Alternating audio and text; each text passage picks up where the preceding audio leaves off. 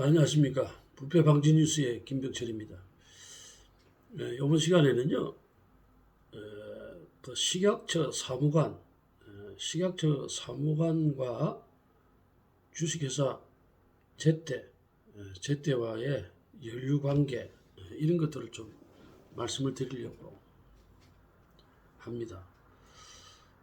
지금 제가 재작년 2020년 8월 27일 날 식약처에 주식회사 제때와 빙그레의 위법 사실을 신고를 했습니다. 신고를 했고, 그때 이제 제가 조금 생각이 짧은 게 8월 27일이라서 한참 더울 때인데, 이제 저는 생각할 때 그때 단속이 나올 거라 이런 생각을 하고 신고를 했어요. 신고를 했는데 그 신고를 받은 국민권익위원회에서 아무런 연락도 없고, 그래서 제가 전화를 해봤죠. 전화를 하니까 하는 얘기가 자기네들은 처리 기간이 60일이다. 그래서 60일이 넘어가면 자기네들 검토를 해서 식약처라든지 이런 데 보낸다, 서류를. 그래서 내가 그랬죠. 그러려면 여름이 다 끝나고 위반 사실이 있는데 단속이 불가능하다. 그래서 이제 얘기를 하니까 9월 11일경에 식약처 식약청 안에 안전처라는 곳에 전화번호를 가르쳐줘서 그곳에 9월 11일 날 전화를 합니다. 한 6시쯤 돼서 전화를 했는데, 또 안전처에서 그 신고 내용을 전화로 듣고, 거기 이제 청주에 있는 거죠. 청주에 있는데 거기서 전화를 듣고 저한테 연락이 왔어요. 그래서 또 올라갈 때 짐을 김해에서 싣고 가는데 안산 가는 짐을 싣고 이랬기 때문에 야간에 이제 운행을 하거든요. 그래서 식약처에서 연락이 왔을 때 오늘 9월 11일 날 저녁 11시쯤 되면은 청주에 도착을 할 수 있겠다 하니까 이 사람들이 퇴근을 안 하고 신고를 받아줄 테니까 오라더라고요. 그래서 USB를 복사를 하고 물건을 싣고 11시나 돼서 청주에 갔어요. 가가지고 새벽 3시까지 신고서를 다시 작성을 했습니다. 식약처 국민권익위원회에 제출한 서류를 똑같이 자필로 단속을 신고를 하고, 그때부터 좀 이상했어요. 왜 이상했냐면은 신고서를 작성하고 있는 그 무렵에 한 2시나 이래 됐는데 강용모라는 사무관이 이제 와가지고 그래 뭐 이 얘기 저 얘기 하면서 하는 얘기가, 자기네들이 이렇게 열심히 하고 있으니까 그 신고서에 자기네들 얘기를 좀 적어달래요. 뭐 실제로 공무원인데도 퇴근을 하지 않고 이런 신고를 받아주고, 그것도 일리가 있는 내용이라서 제가 신고서에 잘 썼습니다. 잘 써가지고 수고하신다는 내용하고 칭찬을 좀 많이 적어줬죠.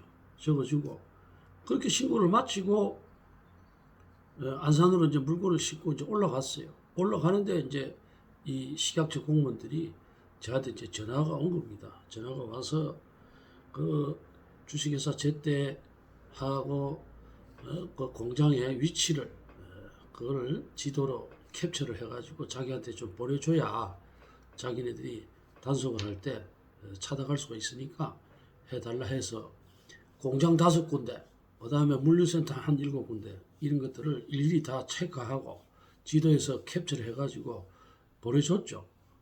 보내주고 난 후에 이제 또 내려가는 짐을 싣고 이렇게 내려가는데, 그러니까 이제 11일 날 신고를 하고 올라갈 때 이제 12일이었고, 그 다음에 이제 내려올 때 13일이죠. 13일 날 내려올 때 이제 뭐가 얘기가 나왔느냐 하면은 이 식약처에 있는 공무원이 저한테 전화가 와서 제태 부산센터에 들어가서 그 제태 부산센터 앞에 냉장실 앞 복도에 온도가 얼마가 되는지 측정해달라. 그래서 지금 제가 갖고 있는 게 이제 열화상 카메라가 있으니까 이제 그런 부탁을 했는데, 그게 좀 힘든 것이, 왜냐하면 열화상 카메라는 이렇게 고정이 돼야 되거든요. 고정이 된 상태에서 온도가 측정이 되는데, 그 작업장에는 그 복도는 직원들이 많잖아요. 직원들이 많고 사진을 찍기가 힘듭니다.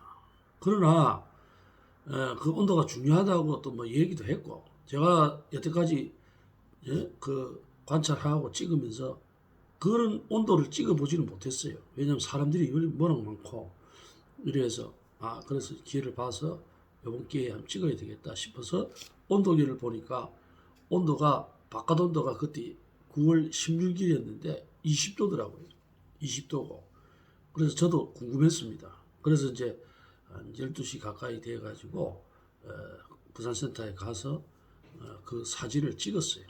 사진을 찍고 그다음에 그러는데 이제 위에 올라갈 때 새벽에 올라가는 날 또 잠을 못 자고 새벽 3시까지 그 신고서 작성 잠을 못 하고 또 내려와 가지고도 충분한 수면을 취해야 되는데 식약처에서 이런 부탁을 하고 하는 바람에 잠을 못 자고 일하다 보니까 눈이 너무 침침해져 가지고 그래가 일단은 뭐 보내줬습니다. 보내주고 그래가지고 이제 있으니까 이제 그 올라가고 오면 저는 일을 하고 있는 상태에서 전화가 온 게 16일 날 사무관이 전화가 와서 16일 날 새벽에 단속을 들어간다 이렇게 얘기가 들어와서 그래서 제가 기다리고 있었죠. 그런데 자기네들이 부탁을 하더라고요. 경산에 좀 안내를 해주고 그거 했으면 좋겠다 해서 오후 5시에 일을 안 하고 휴차를 내고 오후 5시에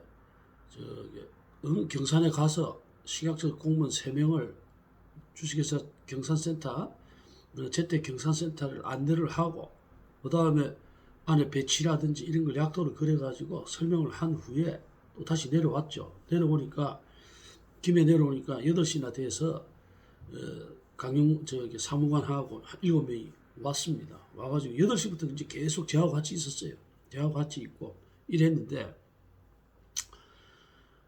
그 이제 안에 이제 내부 구조도 설명을 하고 또 혹시나 싶어서 왜냐하면 이제 그 사람들이 요구한 게 뭐냐면은 단속을 또 나갔는데 그날 또 냉동실을 또 돌려버리면 그럼 여태까지 그 했던 내용들이 또 허사가 될 수 있고 하니까 내부 안에 좀 들어가서 좀 확인을 좀 해가 오래 이렇게 얘기를 했어요.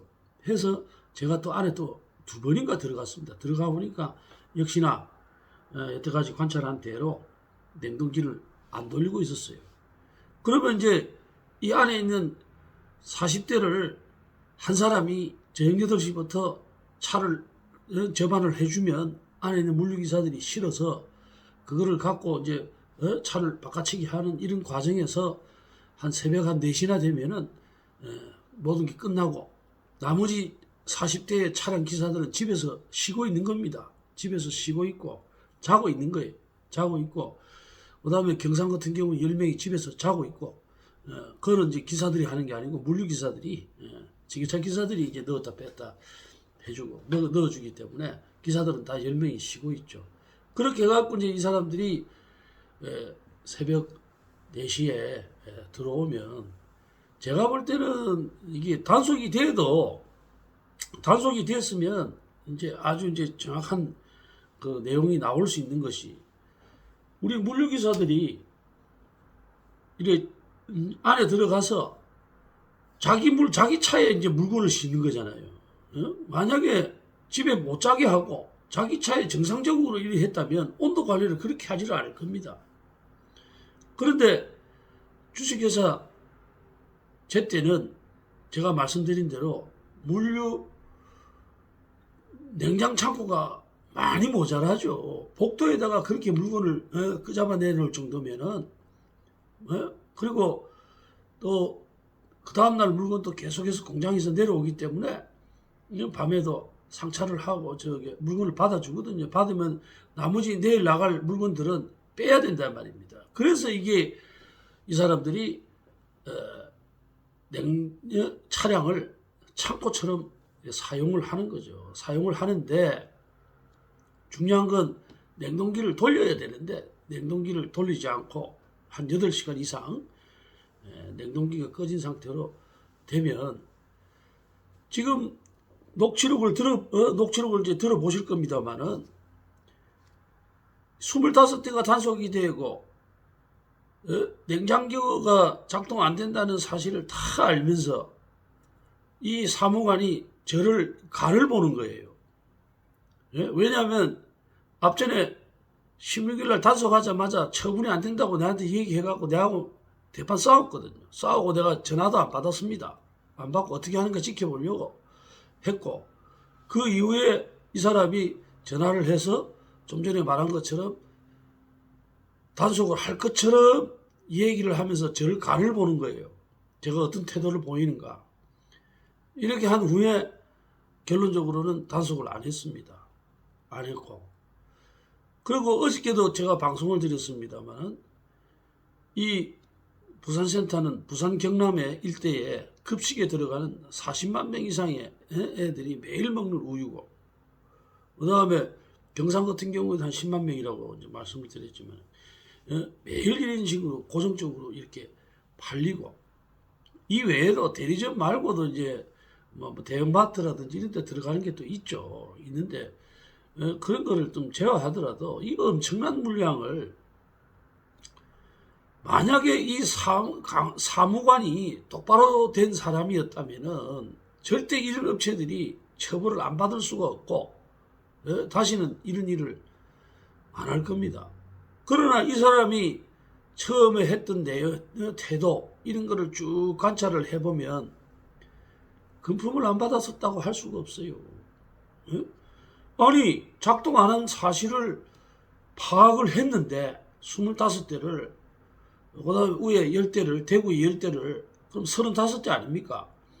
총 50대 차 중에서 35대 차량이 냉동기를 작동 안 한 걸 자기가 안 하고 이 사실을 알고 있는데 왜 주식회사 제때 마영기라는 사람을 한테 얘기를 따질 겁니까? 이게 따질 내용입니까?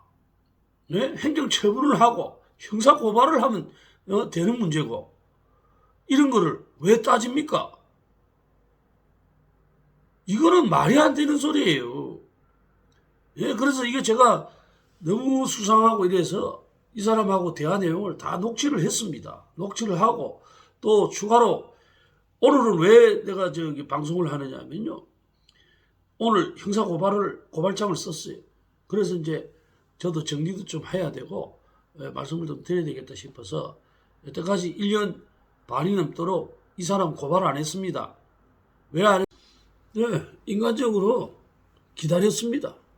기다렸고, 이 사람이 정상적인 행정처분과 형사고발을 할 때까지 기다리고, 이 통화 이후에도 수많이 통화했습니다. 통화해서 제대로 처분을 해라 하고 얘기를 했는데도 불구하고 이 사람이, 그렇죠, 이런 사람들이 사람을 이렇게 간을 봅니다. 간을 봐가지고 아주 포장을 잘해요. 그러면서 그럴듯하게 얘기하면서 할 것 같지 않으면 이러면서 시간을 끌어서 상대방이 관심에서 이제 벗어나면 처벌을 풀어주고, 제가 볼 때는 돈을 안 받고는 이런 짓을 할 수 없죠. 돈을 하고 관계가 되고, 그렇다면 형사처벌을 하고 수사 의뢰를 하도록, 얼마나 많은 지금 수법으로 봤을 때는 얼마나 많은 불법을 저질렀을까, 추측입니다만은 엄청날 거다. 그 자리에 있으면서 얼마나 많은 업체에서 눈 감아주고 돈을 받았을까 하는 생각이 한두 번 들은 적이 아닙니다. 그래서 이번 기회에 고발이 들어가서 고발장에도 그 사람이 비리라든지 이런 내용을 기록을 해서 그 사람이 처분을 받고, 단순히 직무유기뿐만 아니라 뇌물에 관련해 가지고 이런 조사를 받을 수 있도록 조사관한테 얘기할 생각이고요. 그래서 이제 일단 내용을 한번 보시고 법률 관계라든지 그 다음에 녹취록을 한번 들어보시고 마지막으로 말씀을 드리겠습니다.